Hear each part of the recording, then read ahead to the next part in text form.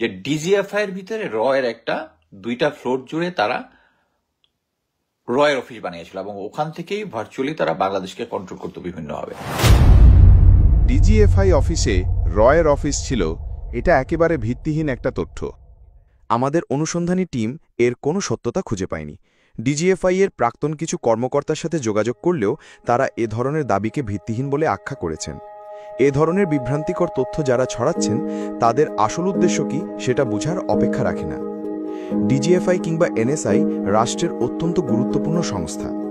ইতোপূর্বের রাজনৈতিক সরকারের দ্বারা এসব সংস্থার অপব্যবহার করা হলে তার দায় সংস্থাকে দেয়া যায় না।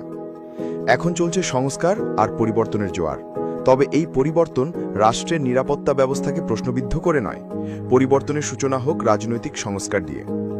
বাংলাদেশে বিদেশি গোয়েন্দা সংস্থা এর তৎপরতা একেবারেই ছিল না, এমনটা বলা যেমন ভুল, তেমনি এটাও ভুল যে আমাদের নিজের নিরাপত্তা সংস্থাগুলো ইচ্ছাকৃতভাবে তাদের সুযোগ করে দিয়েছে।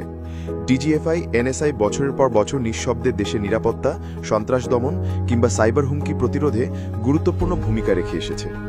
কিন্তু সমস্যা তৈরি হয়েছে তখন যখন রাজনৈতিক সরকারগুলো এই সংস্থাগুলোকে ব্যবহার করেছে নিজেদের স্বার্থে। গোয়েন্দা সংস্থাগুলিকে আমরা সেভাবে গড়ে তুলছি, আর সেটা আর এখন নেই। যা কিছু ভালো কিছু অর্জিত হয়েছে, all credit goes to the government, honourable prime minister. বিরোধী মতকে দমন এবং নিজেদের ক্ষমতা রক্ষা, এই রাজনৈতিক উদ্দেশ্যই এসব প্রতিষ্ঠানকে বিতর্কিত করেছে। তাই প্রতিষ্ঠানগুলোর নয়, দায়ী ছিল সরকারের সরাসরি রাজনৈতিক সিদ্ধান্তের। কিন্তু এখন 5 আগস্ট 2024-এর পর ডিজিএফআইয়ের বিরুদ্ধে নেই কোনো বিতর্কিত কর্মকাণ্ডের অভিযোগ। এখন তারা কাজ করছে অন্তর্বর্তী সরকারের অধীনে, নিরপেক্ষভাবে, জাতীয় স্বার্থে।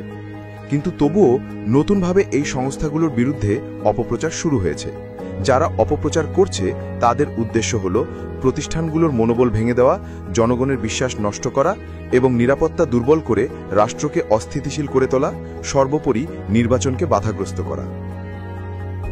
আমরা ভুলে যাচ্ছি ডিজিএফআই কোনো ব্যক্তি নয়, তারা রাষ্ট্রীয় প্রতিষ্ঠান। তাদের কর্মপরিধি নির্ধারণ করে সরকার, তাই দায়িত্বটাও সরকারের।